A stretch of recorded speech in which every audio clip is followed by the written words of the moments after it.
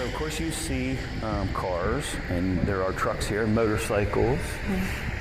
We've got buses that will really only fit downstairs, and plenty of cars that have some maybe movie or TV or star background. And I know you'd like to see those today. We have a car owned by Betty White and a Rolls Royce that was formerly owned by Robert Montgomery. Some cars that you can associate with movie and films. Of course, we have DeLoreans here from a lender, and everybody can associate those with Michael J. Fox and Back to the Future. Yeah. But we have a wonderful collection of Tucker automobiles, parts, memorabilia, and things that were owned by Preston Tucker. If you know anything about the Tucker automobile story and how they never really got beyond 50 cars of production, we have more Tucker car parts and memorabilia and things that tell the Tucker story here than any other museum in the world. So we're proud of that, and the David Kamek Foundation and the family that collected all this stuff and donated it to this place is they're some favorite people of ours and our visitors. So nice. When you get to the Tucker Gallery, you're going to love it. Yeah, I can't wait. Yep, we have a gallery that we loan out to other car clubs and groups. Yeah. And we just let them do what they want. It's called the Williams Klein Gallery. And that's where your first step is when we go out onto the main gallery floor. So now, you can come this way when you're ready. The other thing is, like, really quick, now you said every 6 months you have different event themes? Well, we go with an exhibit theme, whether it's a certain type of car like Studebaker or Chevrolet, or maybe it's a theme like 1950s and the epic tail fins. Coming up in this spring, starting in May, we have orphan cars, and you might say, what is that? Those are cars that are no longer made or manufactured. And of course, modern day cars that you don't see manufactured anymore are Pontiac, Oldsmobile. There are no more new Oldsmobile Pontiac cars, but there's plenty of other car manufacturers that have been out of production since even the 50s. You know, like if you think about Packard stopped in 1956. There were no more Packards. American Motors cars. American Motors was bought and absorbed by Jeep and Chrysler. So we'll have American Motors cars, orphan cars on display. There's tons of others, Avanti, Nash, Hudson.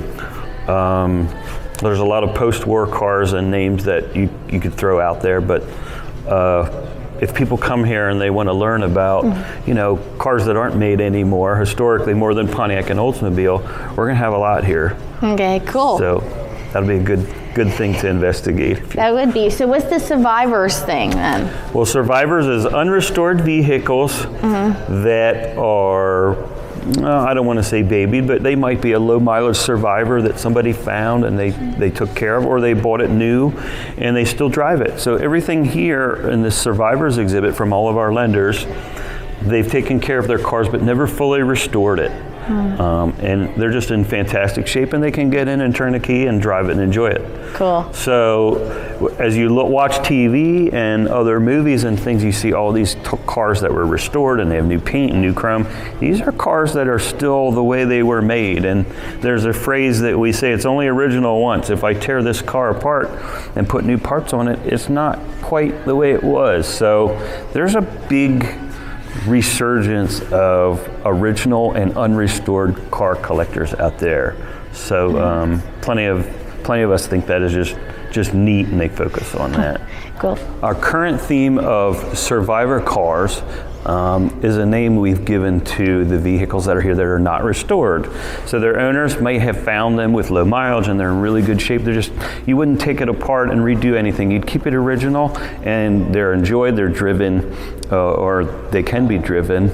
And there's a big resurgence of people that want to have a car that is the way it was made or maintained, with not putting any more kind of parts or the time and expense, which we would call restoration, into it. They just want to leave it like it was and preserve it. So this place is filled with over 40 vehicles right now that are in that unrestored Survivor category. And most of them are from lenders. Some of them are from our own private collection. And you'll get to see them all here at the AACA Museum. Now my question is this, with the DeLoreans, did any of Did any of your employees ever get in one and you guys went back into time, or just like, Well, left?